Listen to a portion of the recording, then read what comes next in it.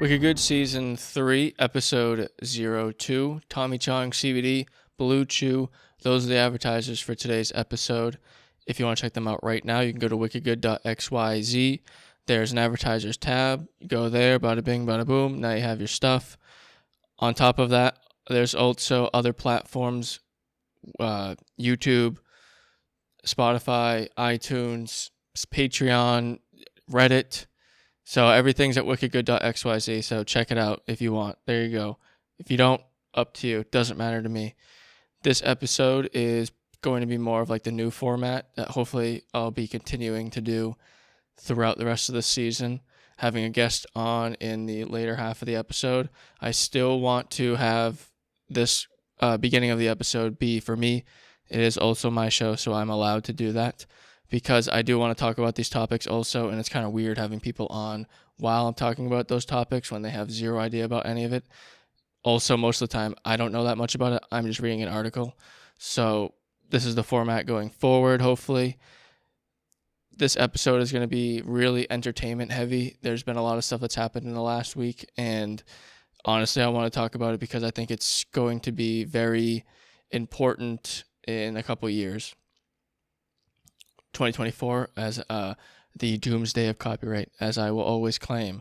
I'm going to start it off with Trey Parker, Matt Stone, the creators of South Park. Obviously, if you don't know that, then skip ahead. Also, there are timestamps, so if you're on Spotify or YouTube, you can click around different parts of the show, up to you. There you go. Back to the actual episode. This article comes from Bloomberg, and the person who wrote it is Lucas Shaw, Bloomberg. South Park creators sign a massive new $900 million deal with ViacomCBS. Now, I hate when a lot of people put this stuff in the actual headline. We don't know if it's 900 million. They say it in the article, basically the first part of it.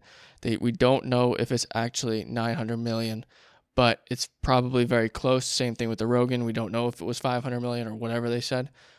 We just don't know. We probably won't know, but it's not 900 million. It's probably very close to it. The creators of South Park have signed a new deal with ViacomCBS that will pay them more than 900 million over the next 6 years, one of the richest deals in TV history.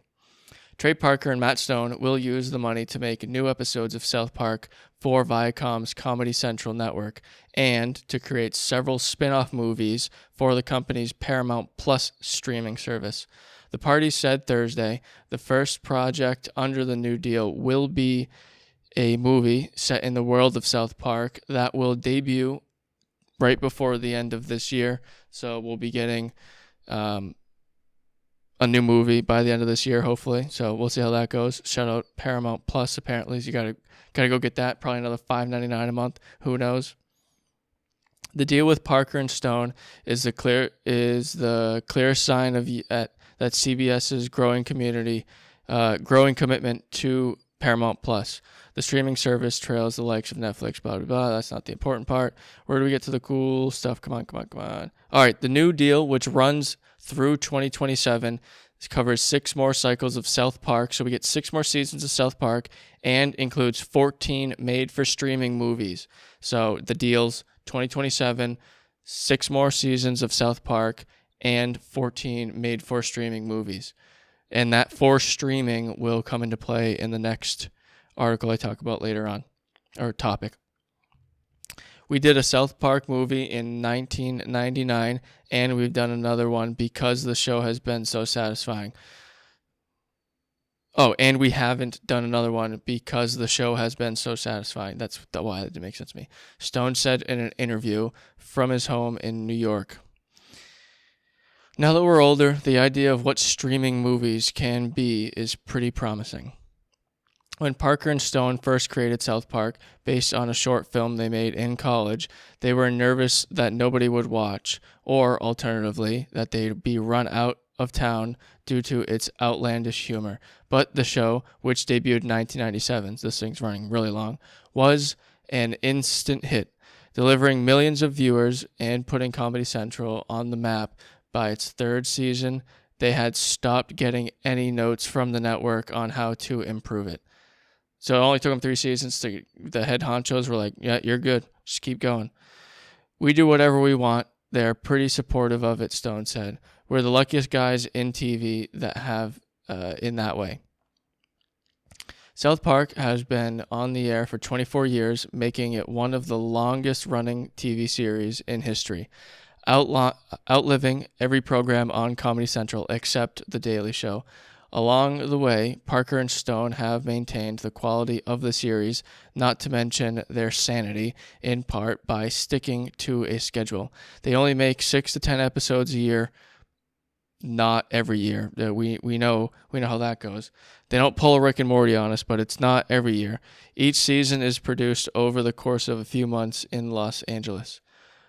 I really wanted to get to the other really cool part. So always themselves as part of independent filmmakers, entrepreneurs. As part of the arrangement negotiated by their long-term lawyer, Kevin Morris, Parker and Stone secured a 50% stake in all future online deals of the show. Let me say that again. As part of that agreement, they have negotiated a long-term deal that allows them to have a 50% stake of all future online deals for the show. Their stake, once worth pennies, is now is the basis of Park Country, a company which they own outright. So Trey and Matt own a company called Park Country. It's owned outright by them, and it's now valued at $1 billion. So we can now start seeing where this $900 million is coming from. So they have a company, it's called Park Country. It's now worth close to $1 billion, valued at more than $1 billion. Parker and Stone eventually shut down South Park Studios when Viacom licensed the streaming rights for the show to Hulu at $87.5 million. The Hulu later re-upped that agreement for about $100 million. In 2018, the streaming rights for South Park once again came up for auction. At the time, Viacom, in the process of merging with CBS, thank you dyslexia, which operated All Access, the streaming service that now later was rebranded to Paramount Plus, HBO Max swooped in and outbid All Access, offering $500 million over 5 years. The deal with HBO Max sent one of Viacom's most popular shows to one of its fiercest streaming competitors.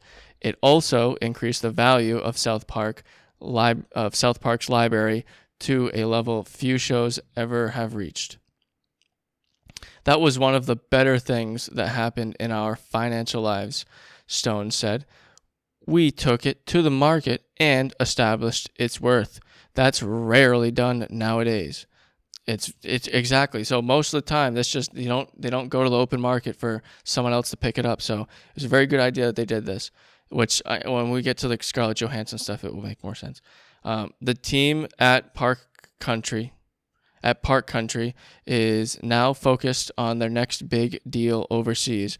Over the years, Viacom has licensed the rights to South Park to different streaming services in different territories, a hodgepodge of arrangements that currently generates more than $10 million a year in sales.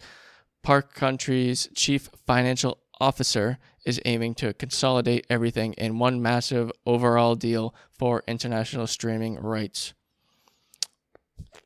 Earlier this year, Stone and Parker established a $600 million credit facility with HPS Investment Partners LLC that appraised their library. Okay, so earlier this year, Stone and Parker established a $600 million credit facilitated by HPS Investment Partners that appraised their library at close to $1 billion, according to people familiar with the terms of the deal. So that is a great report. Probably shouldn't even read that because now I disagree with what I just said. In addition to movies for Paramount Plus, Parker and Stone are going to use the money to invest in a wide range of creative endeavors, including a documentary series, a weed company, and a 3D video game that is set in the world of South Park. So this is what is going to be sick. South Park Weed Company And, well, we don't know if it's going to be branded South Park We Company, but South Park video game that's 3D. So virtual reality, South Park video game coming soon, hopefully. We'll see how that goes. I didn't play the GTA. I didn't play the South Park game, but I did watch other people play it, and it looked pretty fun to me. I didn't play it though, so I can't really say anything. So that's that. Trey Parker, Matt Stone, South Park just signed a crazy deal with Viacom for the never until 2027. We got 6 seasons of South Park and 14 for streaming movies.